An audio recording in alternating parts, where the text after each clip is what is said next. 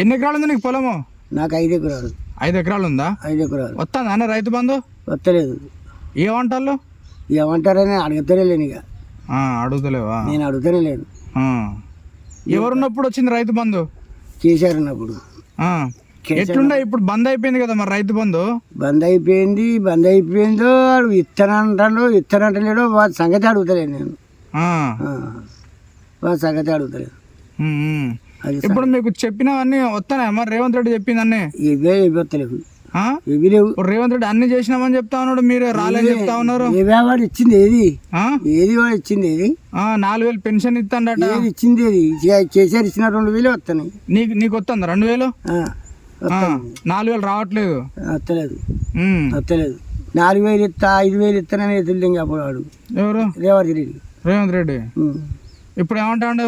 ఇప్పుడు ఏమంటాడో వాడు ఏమన్నాడు వేణు. ఇక వాడి కథ వాడే అక్కడే కొట్టాడుకోవాలి. పెద్ద ఇప్పుడు రైతు బంధు రానప్పుడు ఎట్లుండే? రానప్పుడు రైతు బంధు రానప్పుడు వాళ్ళు బతికినాము.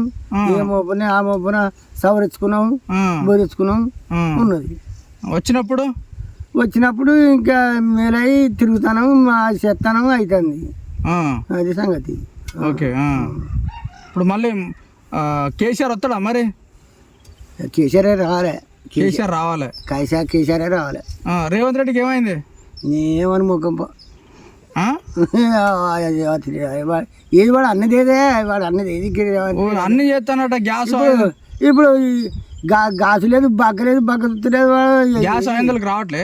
ఏది ఎవరికో ఒకరికి అందరికి వస్తలేదు. ఎవరికో ఒకరికి వస్తుంది. రుణమాఫీ లేదు. నేను అడగనే లేదులే. నేను మట్లేదు. నేను రుణమాఫీ అడగలేదు, రైతు బంధు అడగలేదు. వాడిని ఏది అడుగుతలేదు.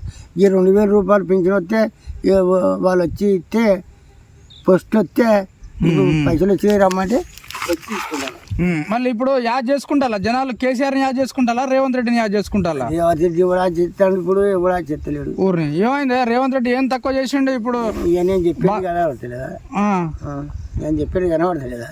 అంతేనా? మరి బస్సు పథకం ఫ్రీ పెట్టిండు. ఏనా పెన నాతో పంచాయతీ పెట్టుకొని బస్సు ఎక్కిపోతుంది కదా, దానికే పెట్టిండు బస్సు.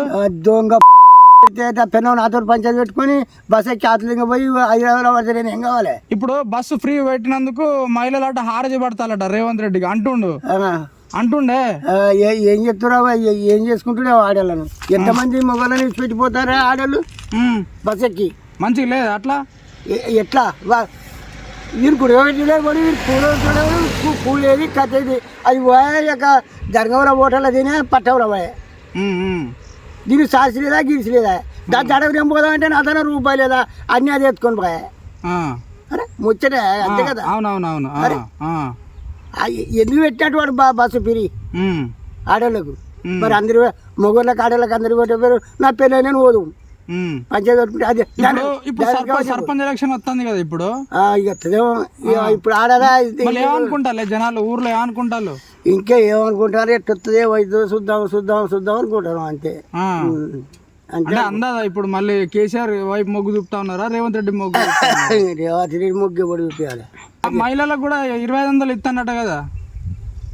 25,000 అమ్మ మహిళలు నాకు చెప్తలేదు. నాకు చెప్పలేదు. నీకు చెప్పలేదు? మహిళలు నాకు చెప్పలేదు. ఏది ఇచ్చాడు రేవంత్ రెడ్డి చెప్పాలి. మరి వాడు చెప్పిండే నాకు. కేసీఆర్ రెడ్డి యొక్క ఫోన్లు వచ్చా ఏవో ఇదే అన్ని మాట్లాడేది. వీడు మాట్లాడతాడా కేసీఆర్? ఏం చెప్తానో ఏం కదా అని మాట్లాడేది కేసీఆర్. మరి నీతో మాట్లాడేదా కేసీఆర్? మాట్లాడేది ఏమని? ఏం చెప్తానో, నీకు వచ్చినాయా పైసలు వచ్చినాయా పంపించినా నీది అంటే కేసీఆర్ ఫోన్ చేసి చెప్పేది అయిలే నీకు రైతు బంధు వచ్చిందా లేదా? నీది నర్సాపూర్కు అందరికి వచ్చినాయా రాలేదని ఫోన్ చేసేది మా పోస్ట్ల సేటుకు. కేసీఆర్ చేసేది. ఇప్పుడు రేవంత్ రెడ్డి చేస్తలేడా? ఏం చేస్తాడు? మా పోస్ట్ నీ నెంబర్ లేనట్టు రేవంత్ రెడ్డి దగ్గర.